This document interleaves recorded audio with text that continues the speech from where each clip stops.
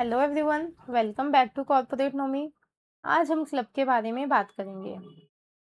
ML KYC में clubs को समझना इम्पोर्टेंट है क्योंकि sports club, social club, recreation clubs और बिजनेस क्लब भी बैंक्स और फाइनेंशियल इंस्टीट्यूशन के कस्टमर्स हो सकते हैं।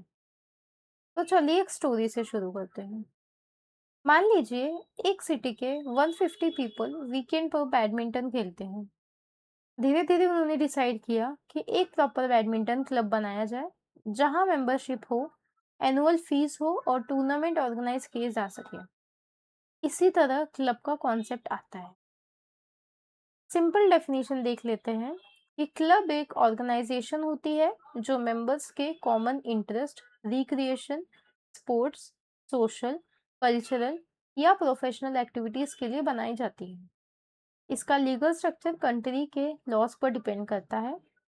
क्लब का प्राइमरी ऑब्जेक्टिव मेंबर्स को फैसिलिटीज और एक्टिविटीज प्रोवाइड करना होता है।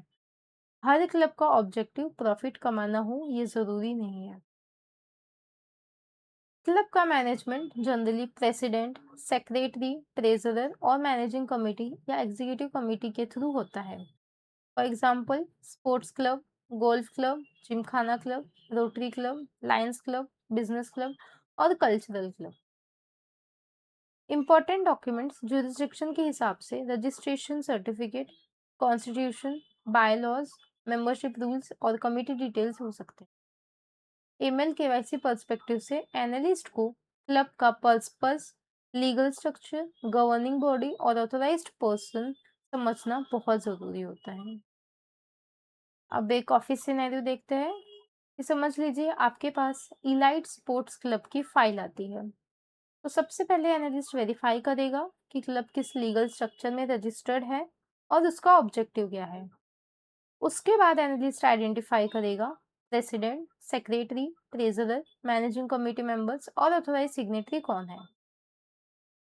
Important KYC documents generally include registration certificate, constitution और बायलॉज, पैन और tax registration, registered office proof, committee resolution, identity documents of authorized office bearers, and other documents required under the institution's KYC policy.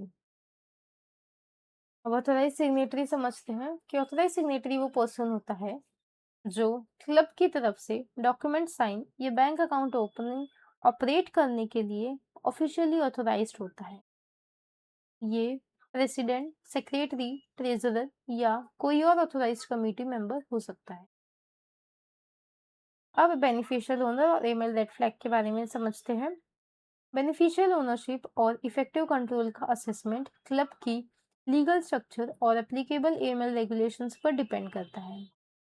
Institutions generally controlling office bearers, governing committee members और other persons exercising effective control को identify करती हैं। ML red flags देखते हैं।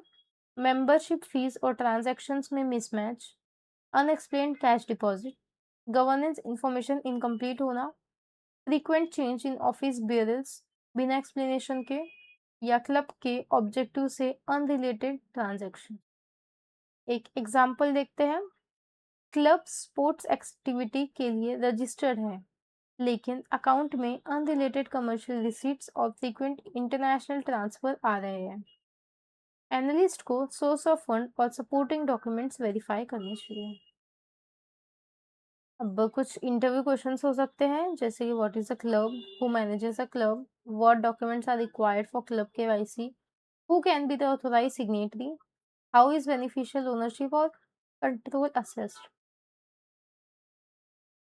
अब quick quiz questions देख लेते हैं। क्लब का ऑब्जेक्टिव क्या होता है, क्लब को कौन मैनेज करता है, ऑथोराइज सिग्नेटरी कौन हो सकता है, क्या हर क्लब की सेम लीगल स्ट्रक्चर होती है। तो आज हमने सीखा क्लब का concept, governance, KYC documents, beneficial ownership, AML red flags, office scenarios और interview question. Thank you so much for watching this video.